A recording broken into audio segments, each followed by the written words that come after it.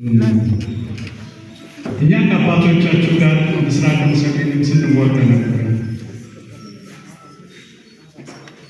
የእናት ሀገራቸው ክብር ግንባራቸውን ሳያጥፉ በክብር ነው የወደቁት። ለኢትዮጵያ የሞተ ሰው ያለምንም ጥርጥር መንግስተ ሰማያት ነው የሚገባ። አትዘንጉ።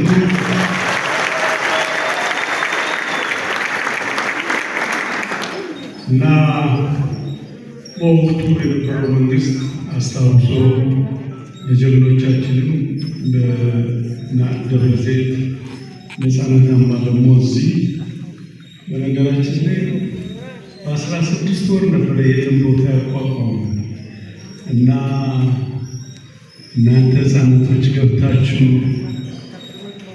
ዘምራችሁ ተምራችሁ እንደገና ውጭ ሄዳችሁ ተምራችሁ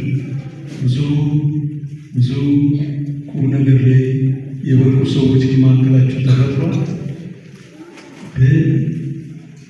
በዚህ ሁሉ ዓመት ውስጥ በህይወት ኖራችሁ ልጆች አፍርታችሁ እዚህ ደርሳችሁ ደግሞ ያችን ቦታ ለመጎብኘት አስባችሁ መምጣታችሁ ራሱ ለእናንተ ትልቅ ደስታ ነው።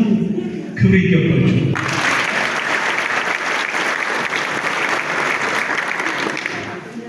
መቼም የኢትዮጵያ ጠላት ከውስጣችን ነው ጎበዝ። የውጮቹ ሞከሩ፣ ግብጾቹ ሞከሩ። ከአንድ 3-4 ጊዜ መታናቸው፣ መለስናቸው። ጣሊያኖቹ ሞከሩ፣ ከአንድ 2 መታናቸው፣ መለስናቸው። ሶማሌዎችም አቅም ኖሯቸው ጊዜና አጋጣሚ ተጠቅመው ሞከሩ፣ እንደማይሆኑ እስኪበተኑ ድረስ መታናቸው። ድርቡሾችም እንደዚሁ።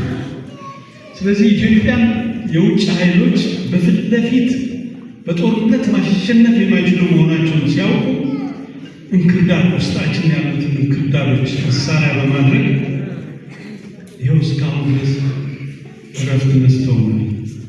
ሀገሪቷ ሀገረ እግዚአብሔር ነች። እግዚአብሔር ይጠብቃል።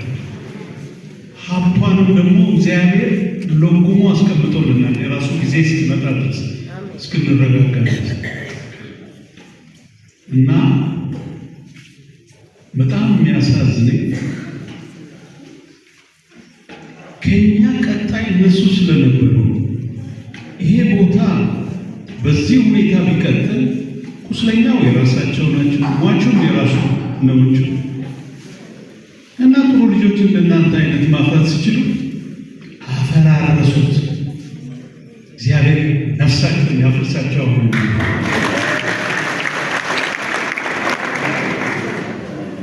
ግን እግዚአብሔር ውስጥ ይህ መንግስት እኛ ባለፈው ኮሎኔል ቦርድ ሰብሳቢ ዶክተር አዳሙ ነው ይመጣል። አሁን ይደርሳል። የሆነ ስራ ጉዳይ ገጥሞት ነው። እሱም አባቱ ለጎሎ ላይ ነው የሚሞቱት። ሌሎች ገነትም ወንድሞቿ ሞተዋል በግንባር። እንደዚህ አይነት ሰዎች ጦርነቱ ያለ የወያኔ ችግር ሲሉ ምን እናደርግ? መንግስትን በምን እናግዘው?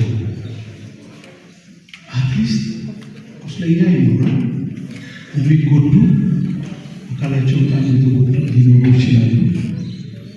አባቶች ሞቶ ደግሞ ልጆች ይኖራሉ። ስለዚህ ጀግኖችና ህፃናት አምባን እናቋቁም እንጠይቅ መንግስትን ብለን እንደ ቪዲዮ ፕሮፖዛል ጽፈን ፍቃዱን በአንድ ቀን ነው የተሰጠን እና ደብረ ዘይት አየር ኃይል በደንብ አስፋፍቶ ይዞታል። የማይሆን ነው። ስለዚህ አላጌ ላይ ጀግኖች አምባንም ህፃናት አምባንም አንድ ላይ እናደርጋለን ብለን የሰብለን መንደር አይታችሁት እንደሆነ እነዛም ሁለቱ መከላከያ ቤቱን በማደስ እኛ ደግሞ አልጋ፣ ፍራሽ፣ ብርድ ልብስ 200 አልጋ ነው የጎንደር ዩኒቨርሲቲ ነበር የሰጠን። ሌላውን ባህር ዳር ዩኒቨርሲቲ ነው። ያንን እንትን አገባን።